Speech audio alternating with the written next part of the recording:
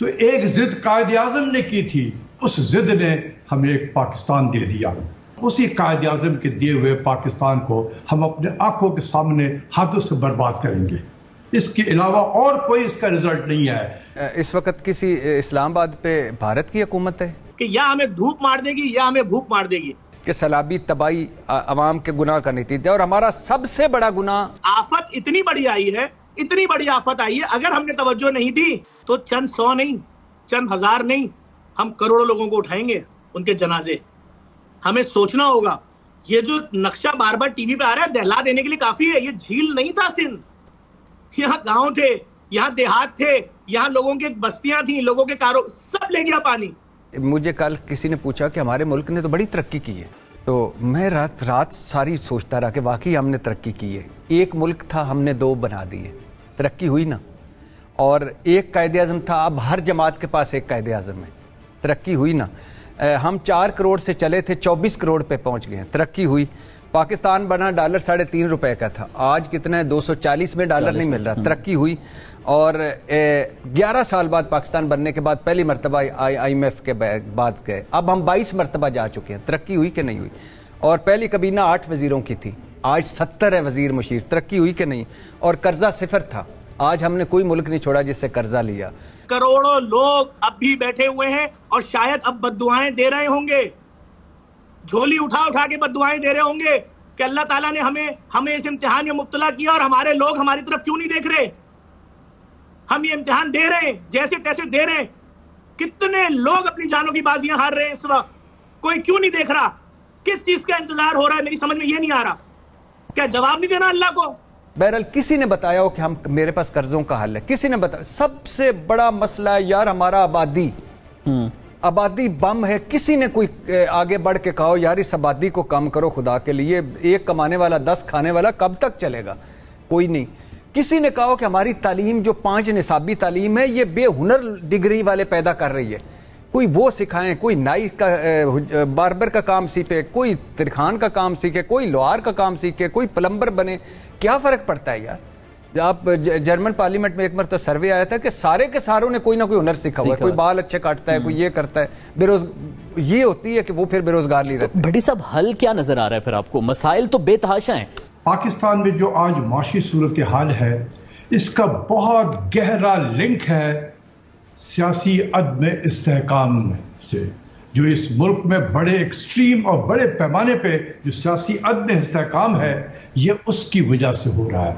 تو ایک ضد قائد اعظم نے کی تھی کہ میں نے ہندوستان کے مسلمانوں کے لیے ایک آزاد مملکت قائم کرنا ہے، چاہے اس کے لیے مجھے جو بھی قربانی دینی پڑے میں کروں گا. اور اس ضد نے ہمیں ایک پاکستان دے دیا. اب اگر آج کے سیاستداں یا جو بھی پاور ہے وہ بھی اگر ضد میں آ جائے کہ میں نے الیکشن نہیں کرانا ہے، وہ اگست میں ہی جا کے الیکشن ہوگا، تو پھر ہم اسی قائد اعظم کے دیے ہوئے پاکستان کو ہم اپنے آنکھوں کے سامنے ہاتھوں سے برباد کریں گے. اس کے علاوہ اور کوئی اس کا رزلٹ نہیں ہے کہ جو پاکستان ہے اس وقت اس کو برباد کرنے کا یہی ایک راستہ ہے کہ ہم ضد میں آ جائیں کہ ہم نے الیکشن نہیں کرانا ہے. پاکستان اب برداشت نہیں کر سکتا ہے، یہ ملک اس طرح کے سیاسی عدم استحکام برداشت نہیں کر سکتا ہے کہ جہاں سیاستداں ایک دوسرے کے خون کے پیاسے ہو جائیں.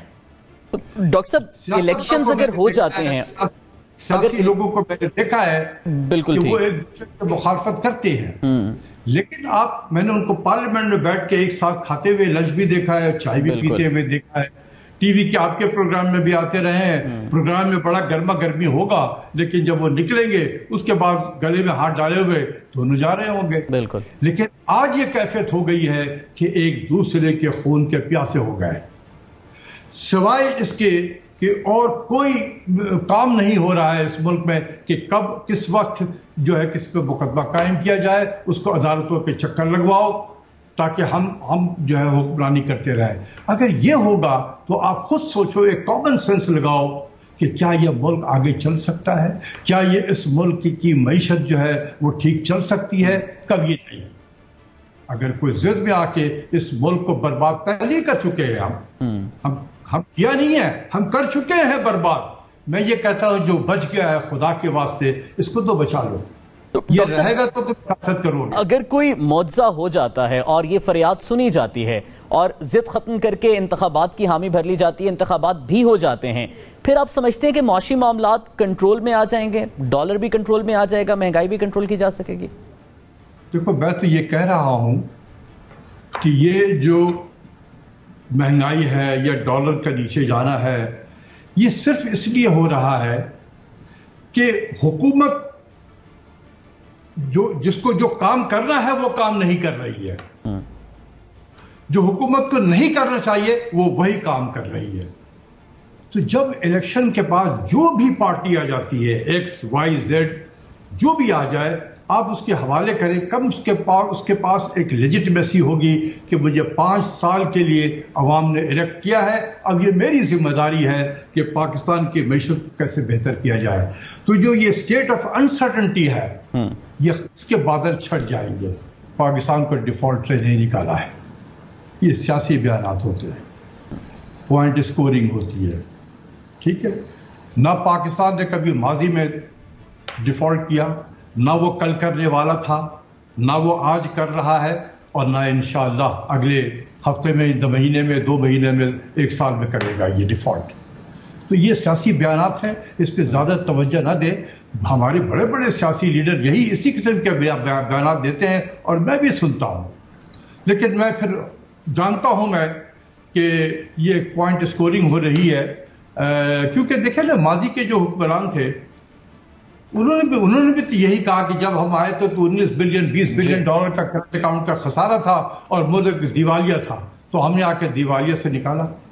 تو وہ بھی کہتے رہے ہیں، اور اگر یہ بھی کہہ رہے ہیں تو کہنے دیں ان کو، یہ ان کا کام ہے پوائنٹ اسکورنگ کرنا۔ ڈاکٹر صاحب اب چونکہ آپ ان کی بھی پالیسیوں کا ذکر کر رہے ہیں، ان کے بیانات کا بھی ذکر کر رہے ہیں، تو ایک موازنہ اگر ہم کریں موجودہ حکومت کی جو معاشی پالیسی ہیں اس کے اثرات اور ثمرات تو ہم سب دیکھ رہے ہیں، ڈالر کا ریٹ بھی ہمارے سامنے ہے، مہنگائی کی بڑھتی شرح بھی ہمارے سامنے ہے، ماضی کی حکومت کی بھی معاشی پالیسیاں اگر کمپیریزن کیا جائے تو آپ قدر بہتر کس کو قرار دیں گے؟ دیکھو میں کسی کمپیریزن میں نہیں پڑتا ہوں، کیونکہ میرا سیاست اس سے کوئی تعلق نہیں ہے۔ اگر میں کہوں گا کہ حکومت اے زیادہ بہتر تھی حکومت بی سے تو لوگ کہیں گے پھر آپ سیاسی ہو گئے ہیں، اس لیے میں ان سب چیزوں پہ کمپیریزن نہیں کرتا ہوں۔ میں صرف یہ بتانا چاہتا ہوں کہ نہ پاکستان نے کبھی ماضی میں ڈیفالٹ کیا جب 400 ملین ڈالر کے ریزرو تھے، اس سب نے ڈیفالٹ نہیں کیا۔ ابھی تو ماشاءاللہ 8-9 بلین ڈالر کے ریزرو آپ کے پاس میں ہے، تو کہاں سے ہم ڈیفالٹ کریں گے؟ ٹھیک ہے، صرف یہ ہے کہ ہمیں اس کی طرف توجہ دینے کی ضرورت ہے، اپنے اکانومی کو بہتر کرنے کی طرف توجہ دینے کی ضرورت ہے۔